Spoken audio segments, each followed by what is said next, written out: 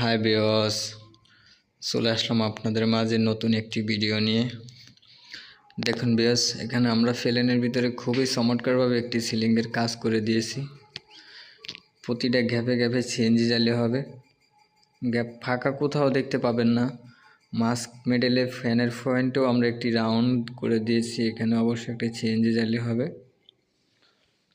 সাথে ওয়ালে আমরা একটি টিভির বক্স করে দিয়েছি, খুবই চমৎকারভাবে একটি টিভির বক্স প্লেনের ভিতরে। দেখুন, অবশ্যই এখানে একটি টিভি হবে 48 ইঞ্চি, তাই আমরা বক্সটা ছোট করে দিয়েছি। প্রতিটা গ্যাপে গ্যাপে স্পটলাইট হবে, সাথে একটি জানালা ছিল, আমরা সেটাও করে দিয়েছি খুবই সুন্দর করে গোলাপের একটি স্টিপ দিয়ে।